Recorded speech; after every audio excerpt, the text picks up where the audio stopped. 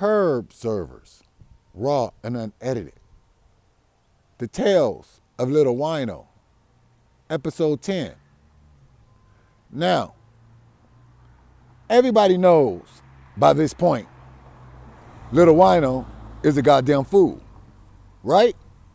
Now, I still didn't know quite how much of a fool he was because, let me break this down. Little Wino is 2 years older than me, but he's only a grade above me. I don't know, maybe the nigga was held back a year at elementary, maybe he flunked a year, maybe his mama started him school late. I don't know, but he's always been 2 years above me, but only 1 grade above me. Now, when Little Wino and some of the homies went to junior high, and our junior high goes 7th and 8th grade.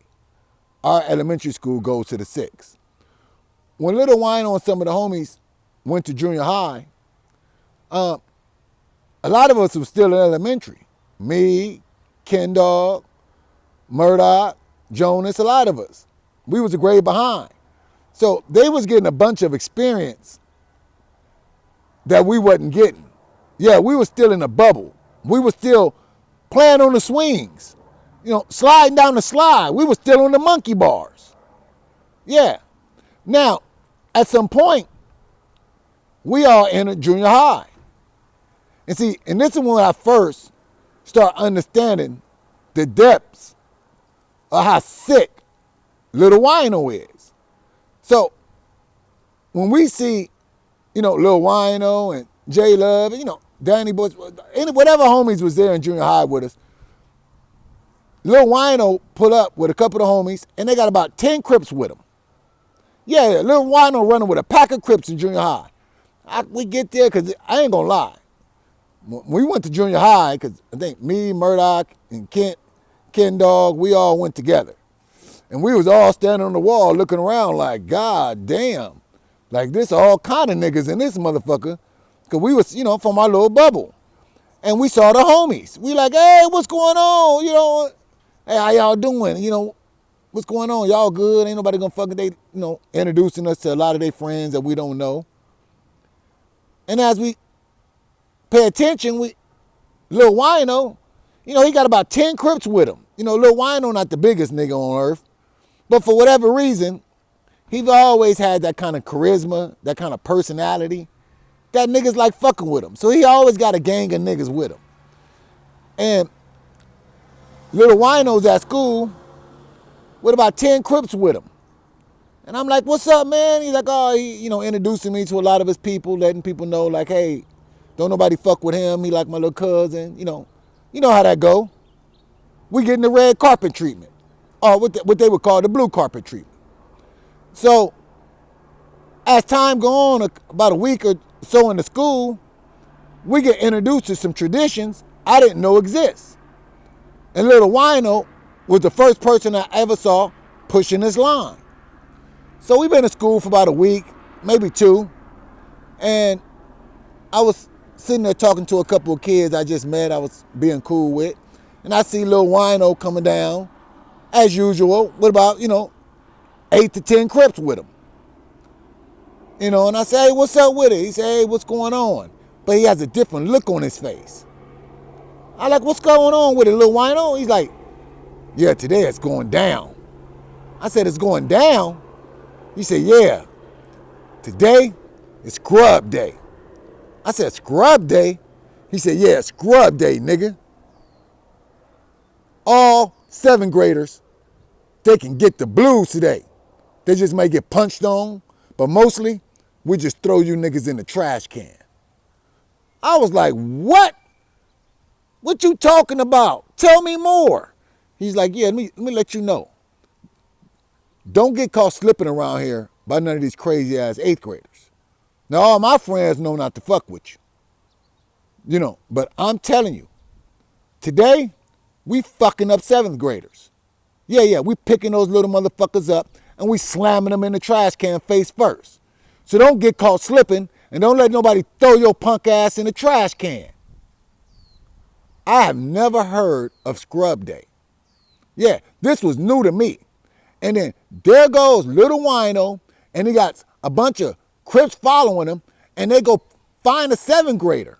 Yeah, I seen it. They went and found the 7th grader, and they walked up and they picked that motherfucker up and threw him face first into the trash can. And then they said, "Welcome, scrub." And the little kid looked like, what? They laughing. Yeah. Lil Wino and his boys, they picked up a 7th grader and threw that motherfucker face first into the trash can.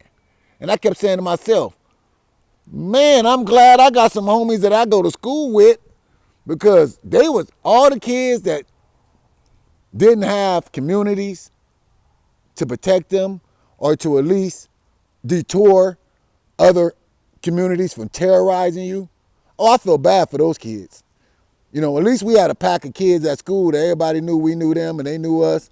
So it was a little bit of a protection racket. But I was watching kids get dumped into the trash can face first. Let me tell you something. Lil Wino used to lead the charge. Yeah, he'll rally up some niggas, find some little, soft-ass little nigga that's in the 7th grade, holding his books, looking like he don't want no smoke. And they'll walk right up on him. "What's up, cuz? You in the 7th grade?" "Yeah. Why? What's going on?" They gonna grab him, snatch him up, punch him in the stomach or some shit.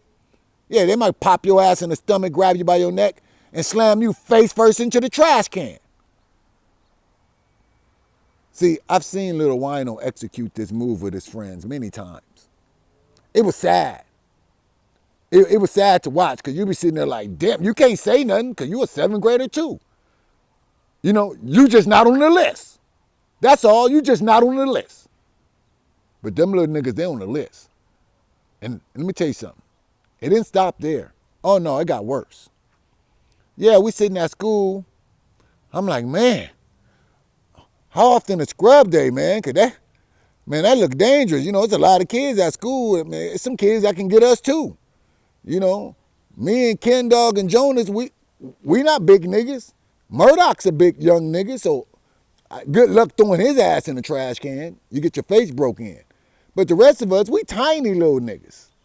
So we all on the, we got our head on the swivel. We trying to make sure we stand somewhere close where some of our friends is around, just in case some 8th graders from some, random neighborhoods that don't know us try to grab us and throw us in the trash can.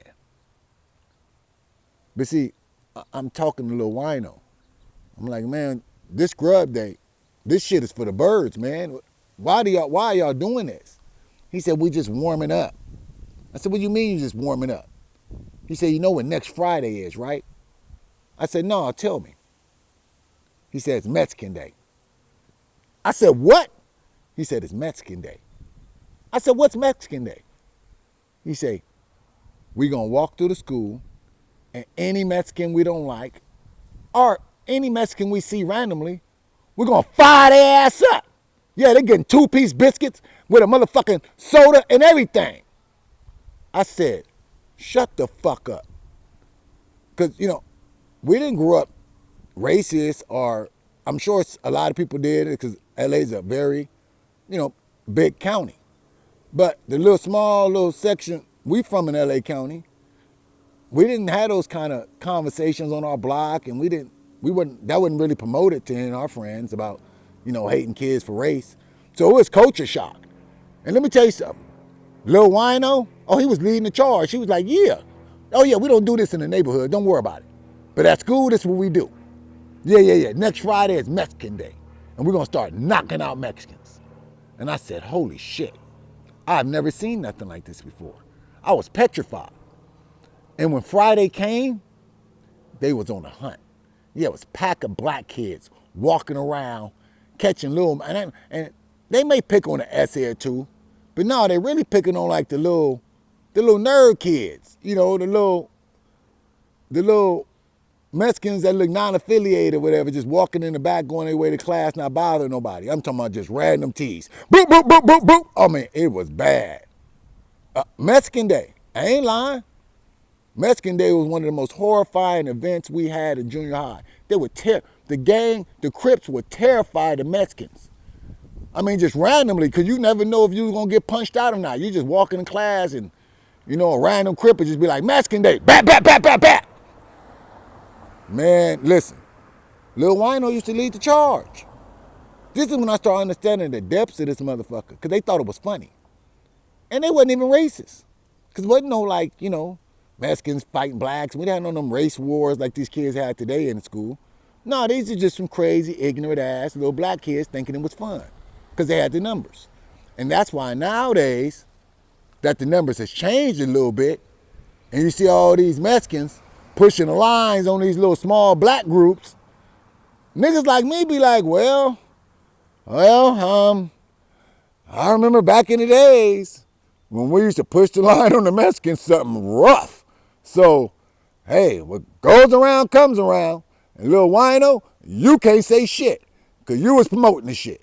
Yeah, you was in the middle of it, and you was socking motherfuckers out talking about it's Mexican Day.